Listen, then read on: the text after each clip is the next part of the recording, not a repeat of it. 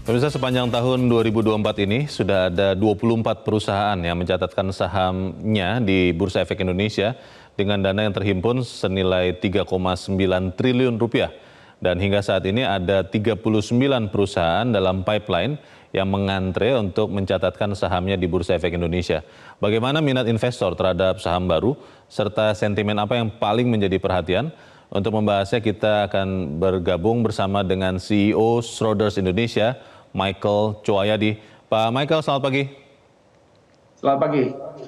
Ya, Pak Michael, sebagai pemain, salah satu pemain utama di Bursa Efek Indonesia, bagaimana Anda melihat kinerja saham-saham di Indonesia sepanjang tahun ini? Apa yang paling menentukan atau yang paling mempengaruhi kinerja baik indeks maupun saham-saham yang ada di Bursa Efek Indonesia, Pak Michael?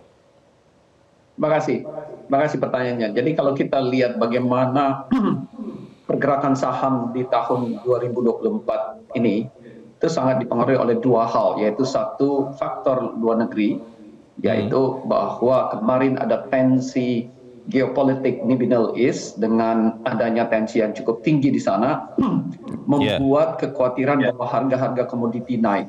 Dan kekhawatiran dari harga-harga komoditi yang naik akan mempengaruhi inflasi tentunya di dunia. Karena komoditi terutama minyak akan sangat mempengaruhi banyak negara, inflation di banyak negara. Nah, kekhawatiran ini memicu bahwa The Fed tidak akan menurunkan suku bunganya.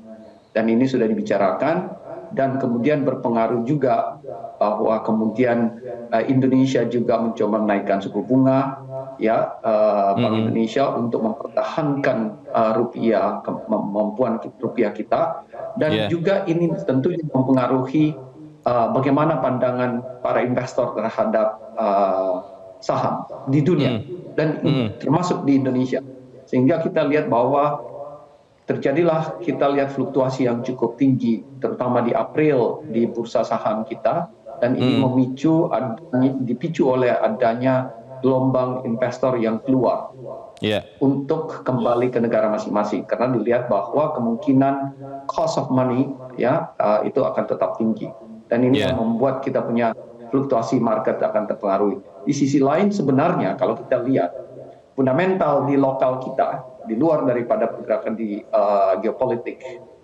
di luar negeri, kita lihat bahwa politik di kita sudah stabil, di mana pemilu sudah selesai, sudah memiliki pemenang.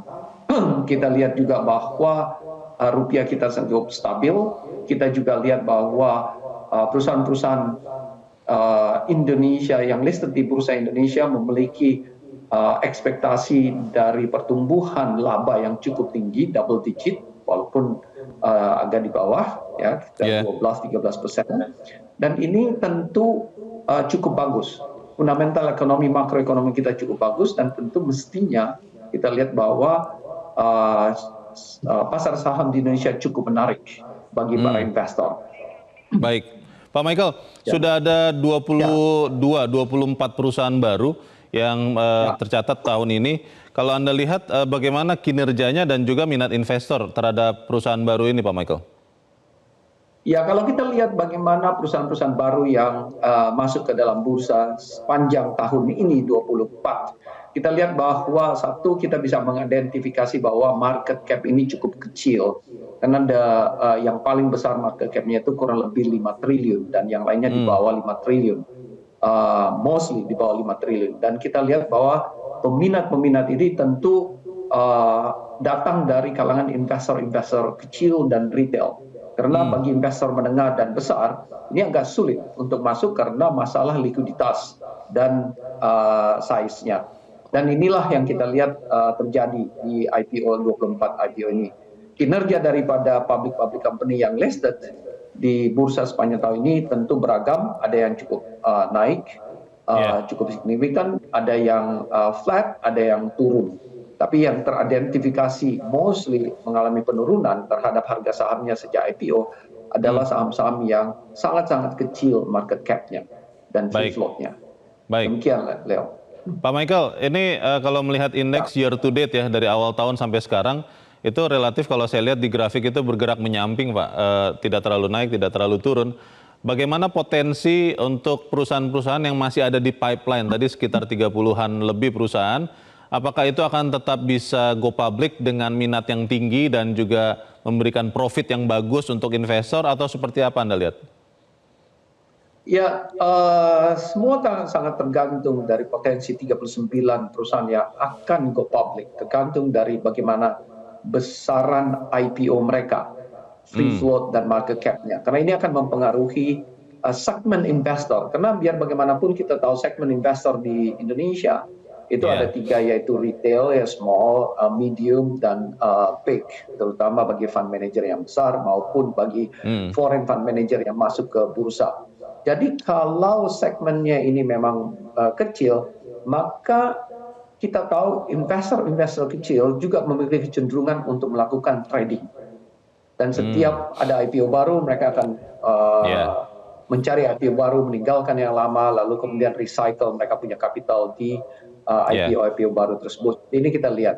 Sedangkan yang cenderung menengah dan besar, itu mulai bisa masuk investor-investor institusional.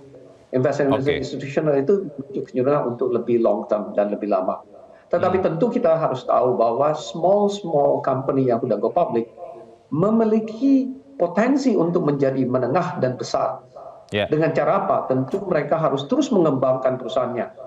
Dan setiap securities company ataupun underwriter yang membawa mereka harus mengawal mereka untuk melakukan research terhadap company-company ini, membawanya ke publik, meminta company-company ini tentu memiliki strategi untuk terus mengembangkan perusahaannya.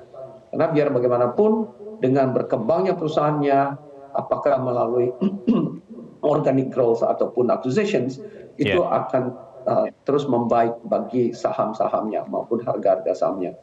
Baik, kita akan lihat sama-sama berarti seperti apa perkembangan dari perusahaan-perusahaan yang akan listing dan juga dampaknya kepada Bursa Efek Indonesia. Terima kasih CEO Schroders Indonesia, Michael Choayadi sudah mencerahkan ke kami pagi ini. Selamat pagi Pak Michael.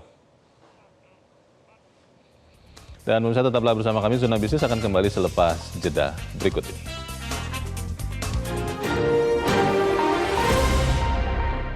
Jelajahi cara baru mendapatkan informasi. Download Metro TV Extend sekarang.